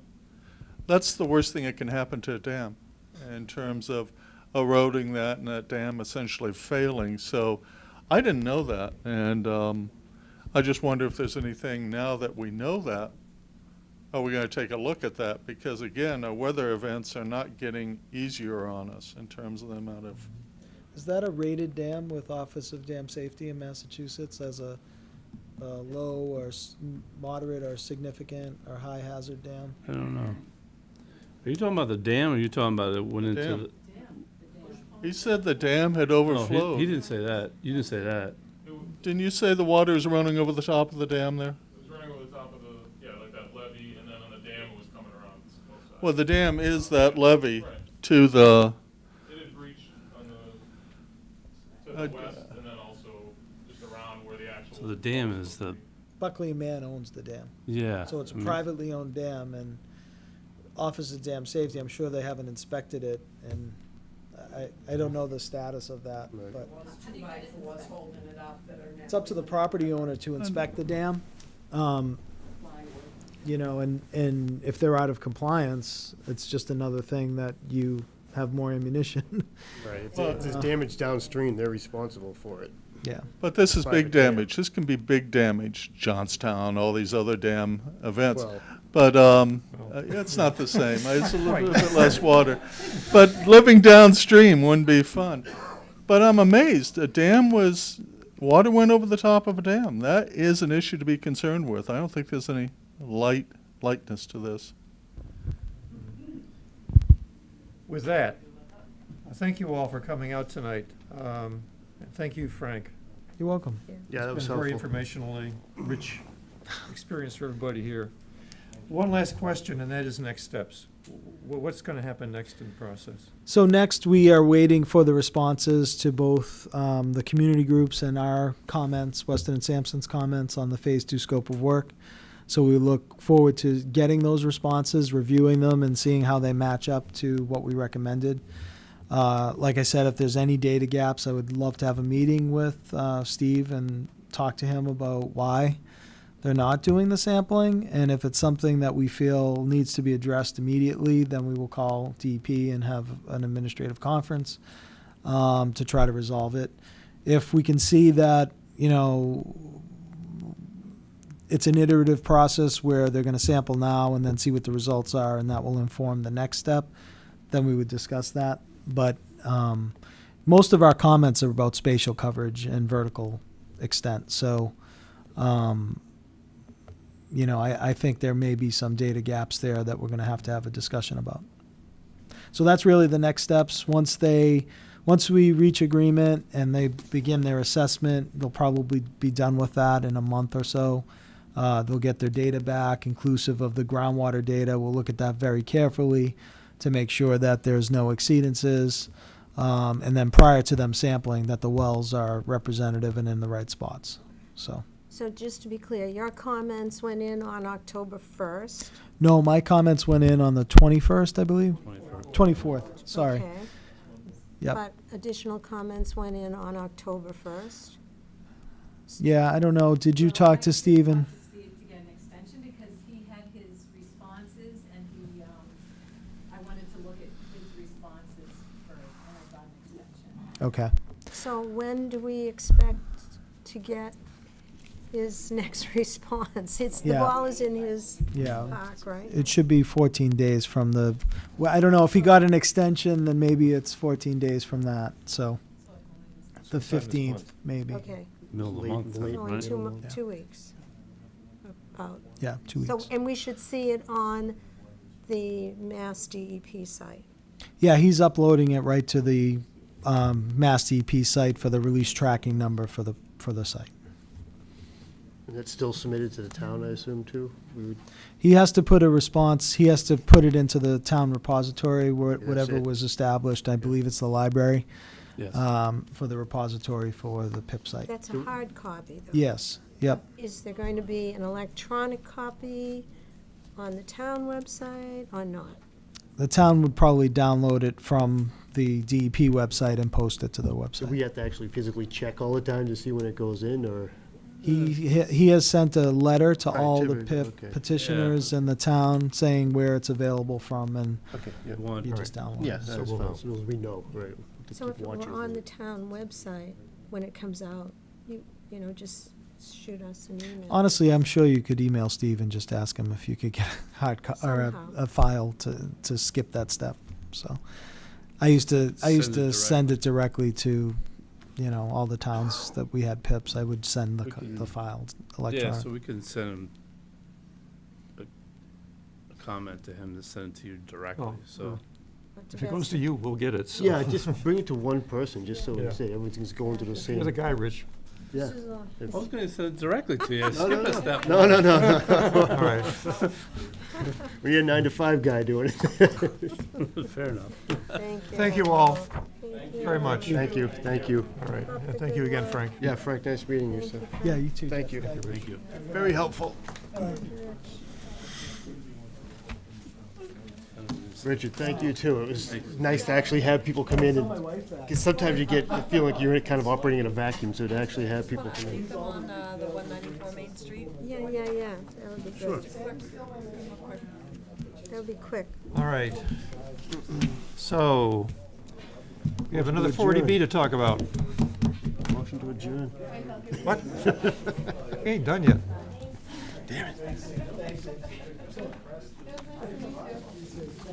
Thanks, Fred. Yeah, I will. Yep. All right. Thank Thank you, Frank. Frank.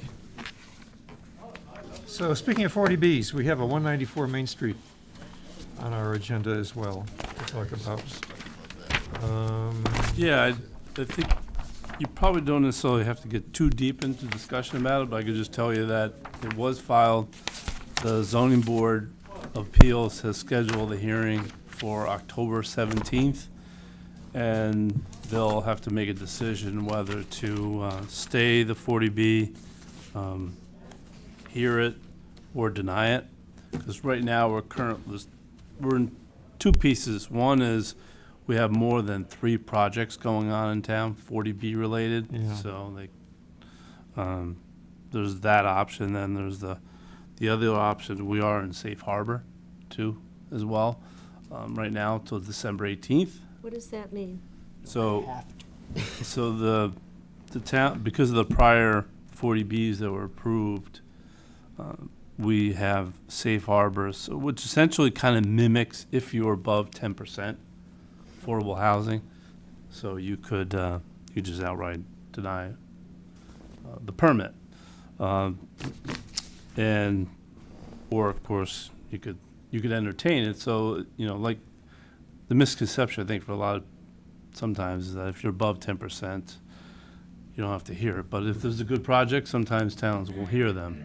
We're not at 10%, so it's a little different situation. But Sorry, what are we at for percentage? Do you know? we're at, I want to say we're at 4.8%. Yeah, 4.8? yeah, Even while the new 40Bs are being built? yes. That's counting them. That includes Abbeville? No. That's No. 200. So the current 4.8, because that's what's already been approved and permitted and it's under construction. Even, I don't have the sheet in front of me, but even with Abbeville, we're not going to be at 10%.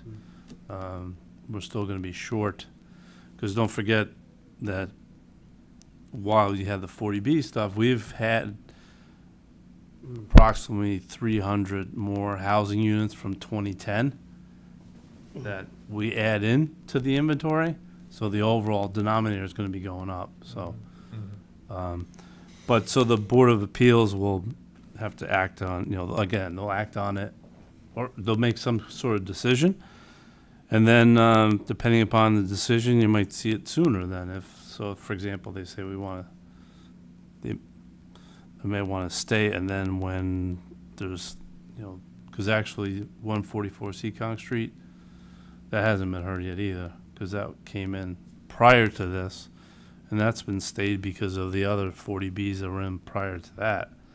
So there's already kind of a backlog, if you will. Oh, boy. So we'll have to see. How But many units is this? This is 72. They're 194? 194, 72 units. How big a piece of land is that? It's just under 2 acres. They're rental. 5 stories? It's 3 stories. 3 stories. It's these are 55 and over, so they're age restricted, and it is rental. So the one, at least from a 40B perspective, we get all the units to count. So that's a pretty positive thing these days with the amount of 40Bs that we've had in town more recently. And then secondarily, the impacts, I think generally speaking, are going to be lower because you're talking about 55 and over, which also can provide, another housing choice for people aging if they don't want to necessarily own.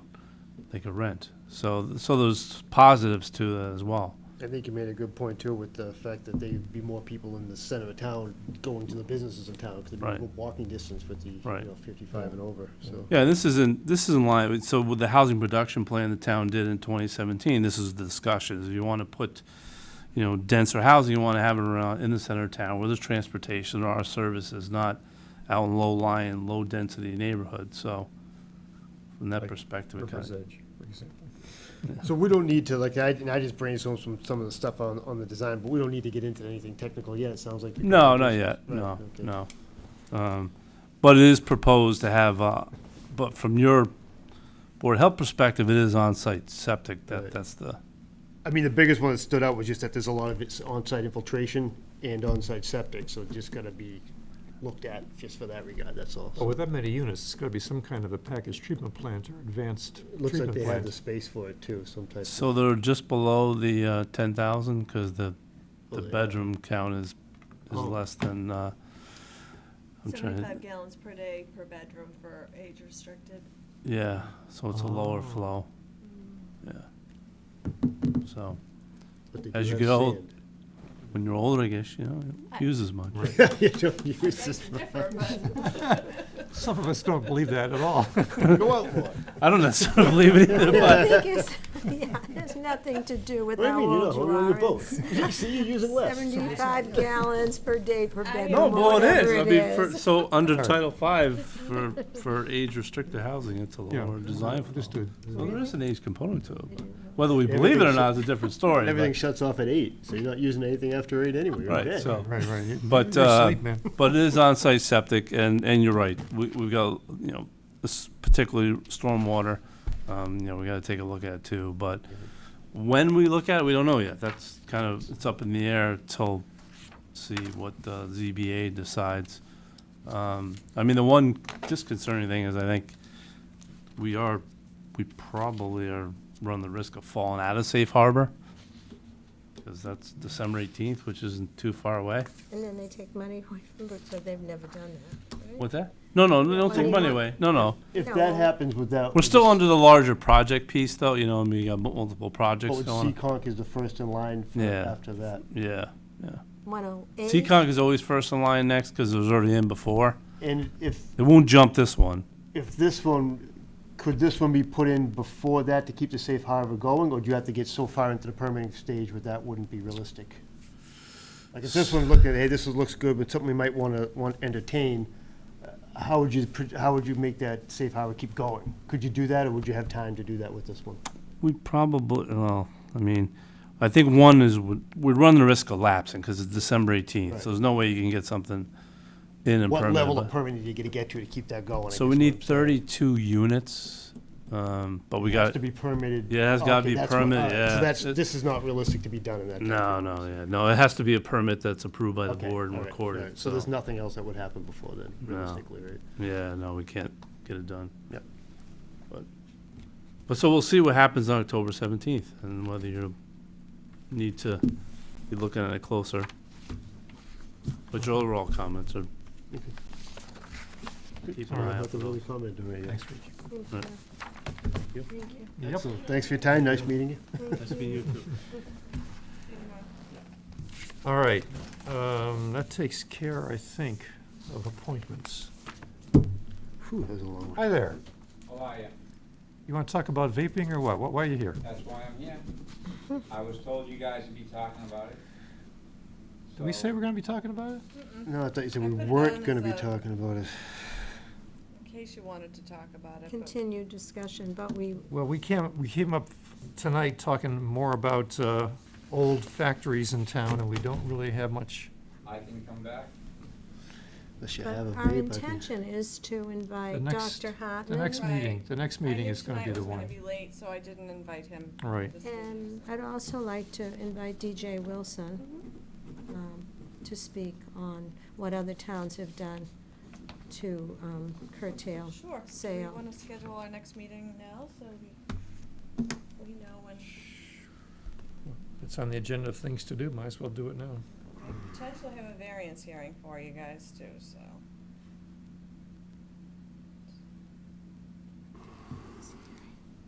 For septic upgrade.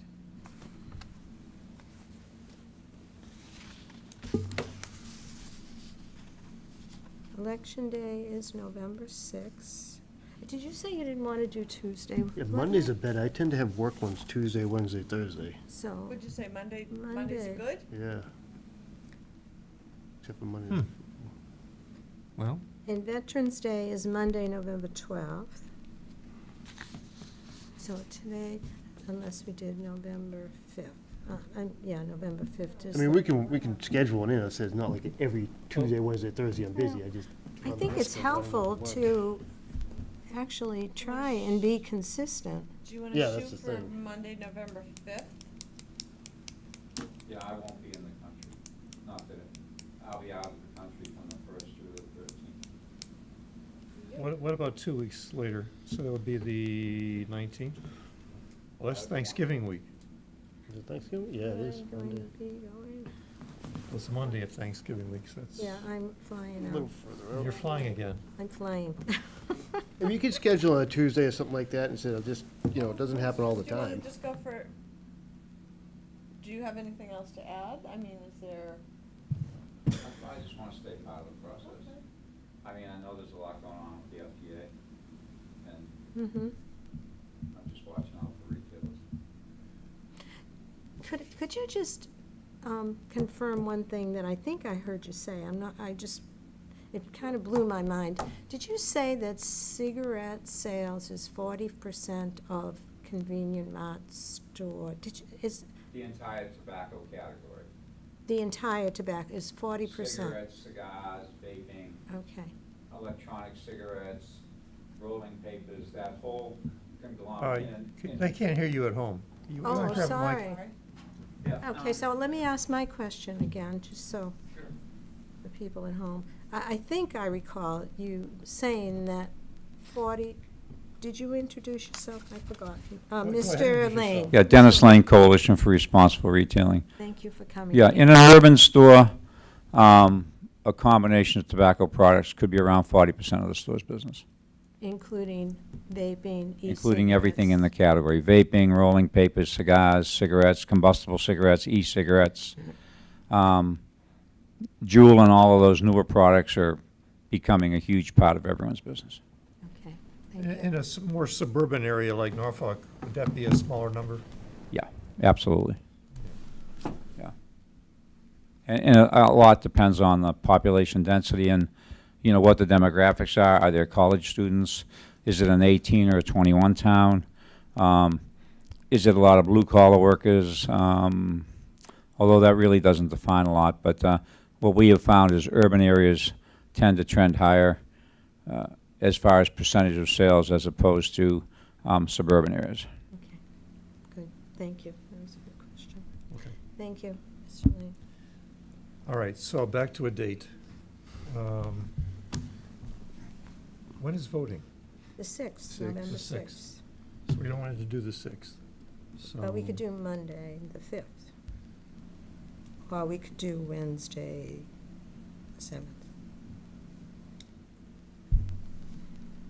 But Jeff said that Mondays, How about Monday, the 5th? that works for me. Okay, The 5th is, Monday 5. And that gives us, we should get the results of the next PIP in, so Oh, that you know, we'll, Monday's a terrible, because Wade's not here on Mondays. Yeah, he's here Tuesdays and Fridays, Tuesdays, Thursdays. Tuesday, Thursdays. yeah, make it okay, a Tuesday. so, Just, like I said, it doesn't always happen, but just keep it on Tuesday. We should have Wade here. well, we can't that week. Well, that's- November 6th is. Unless we have 8 o'clock. Well, I mean, we could do it, we could. It worked, it's not a problem for me, but I don't Thursday, know the when. 8th. That's fine. Okay? Going once, That's fine. going twice. Just a question, at some point, are you going to have a public hearing? We have. Are we If changing have- We don't know well, if where- we have a regulation Yeah, if we change a we'll- regulation of putting something in, we would, yeah. Yeah. So- If you modify or do propose regulation changes, Right. there'll be a public hearing. Yes. Yep. All right, Yep, thank you. yes. right. Yes. All right, thank you so much. Take All care. right, thank you for Mr. coming by. Lane. Good to see you. Have a I good hope you night. don't travel learned a too lot about far. legislation. Yeah, man. We're here to educate. Yeah. Take care.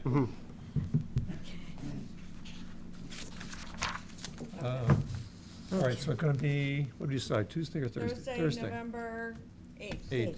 Hmm. Oh, Back to the drawing board. Well, I'm not sure yet, but normally the second Thursday of the month is a problem for me. It's the one day that is a problem. So back to Tuesday of that week? So how about Tuesday? election night Oh, is it's election fine. day. That's Yeah, well, election but 8 day. o'clock That we doesn't can matter, meet. though. Really? It's not a local election, is it? It's gotta be. Do we have to? Well, normally we still meet on election But there are days, but still it closes at state- 8. There are state, what do we call it, referendums that are on the, that Yeah, people, I mean, the election is important. right. Oh, no. I'm Is it not- No, closes you at didn't 8? mean that. Yeah, I but it's didn't over at mean 8. that. I We can just meet at meant 8 as if far it's as just meeting, we small. can still have we All can right, still fine. meet, though, Yeah, right? yeah. Yeah, We have, in okay, the fine. past, we've done this. All right, We've all actually right. had meetings Okay. at 8 o'clock start. Oh, an 8 Do we have o'clock to do start? an Well, that's 8 after the election, that's after the polls Oh, are so you closed. want to do it, that's fine with me. We want to start at I 8? Let's prefer get- not But Betsy would No, prefer not neither to, would because I. she's here all day long, all But night long. If it's posted, it gives people Well, time we're not to- locked into that particular week, guys. Maybe we ought to roll back in a week. What Okay, about- do you what about wanna- next week? 13th, 12th, 13th, The 14th? 13th is fine. Tuesday, the Let's just do the 13th is a 13th then. Tuesday. 13th, Meet that okay. day, the Board of Selectmen are meeting and they're using this room, so if we wanna meet, we're gonna meet downstairs. That's fine. Okay, You're okay with that? we're very flexible on meeting space. Okay, Yeah. all right. I have other board members that aren't so flexible, so. Okay, so we're going to the 13th Look, what about upstairs? Can we do the upstairs room?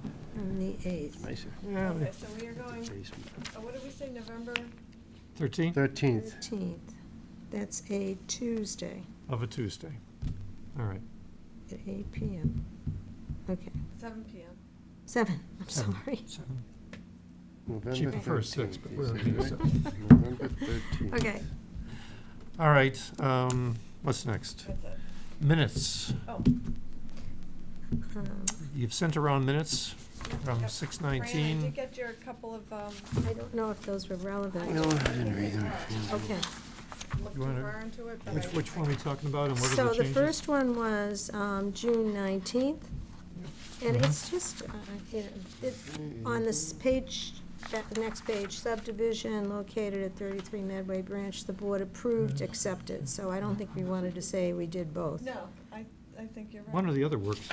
And then, Which was in the next paragraph, provided in open space provided by the application, I think it was the applicant. Applicant. Is that what it should be, applicant?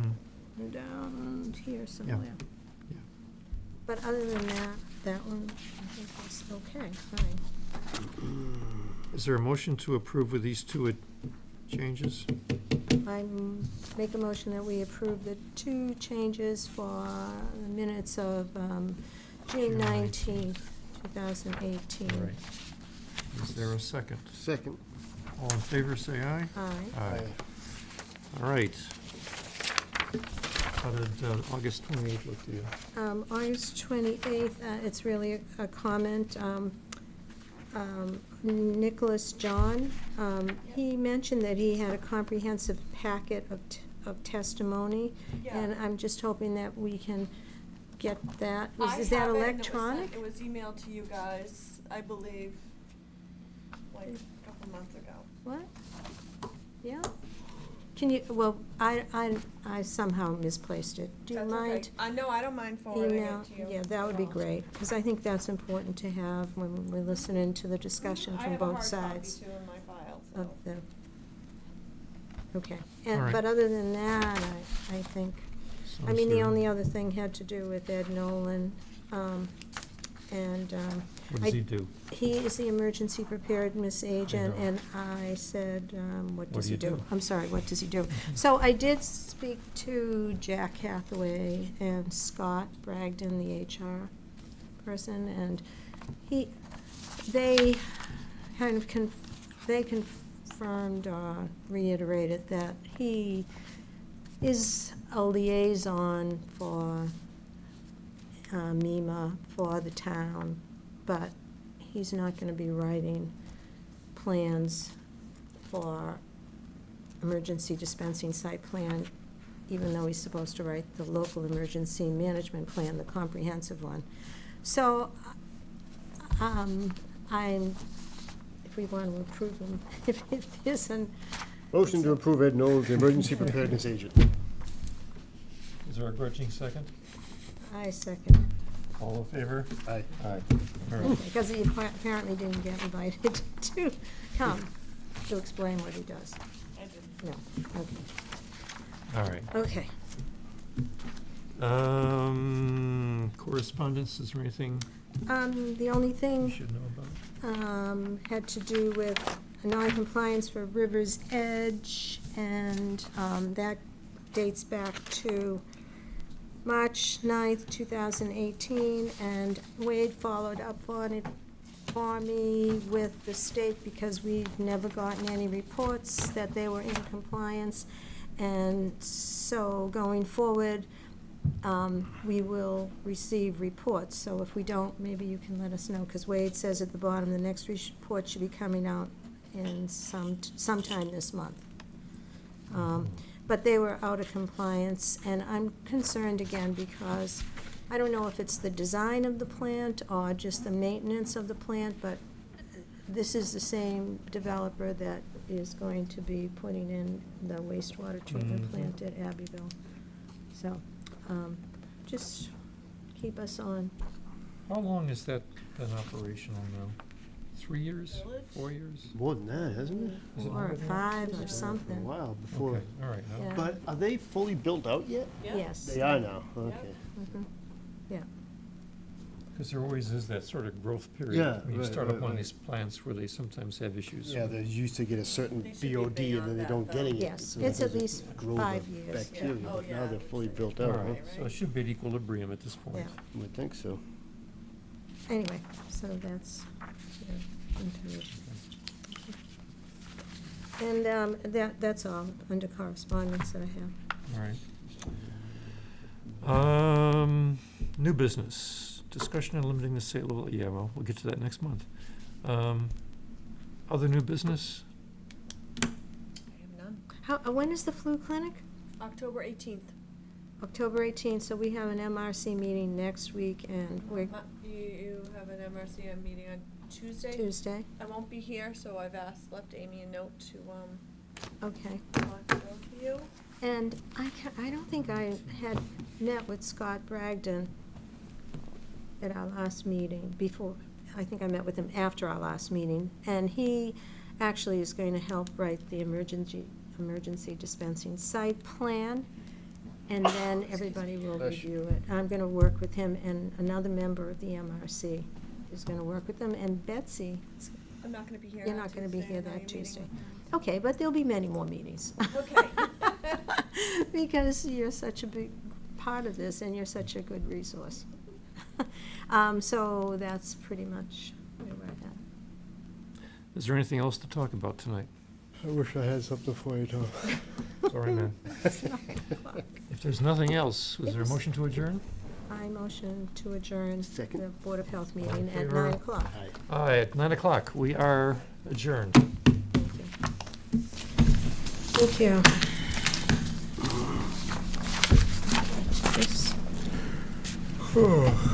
Always good to have people in here that knew what the hell they were talking about, but jeez. Have you walked this site before? No, I haven't. Well, it's gonna be muddy out there for a little while I think longer. I'll wait, I think I'll wait for the ground to freeze. Yeah, that sounds like a good strategy. Gets rid of the ticks. You know, that is private property, right? Yeah, That's in the other fact, thing, we gotta have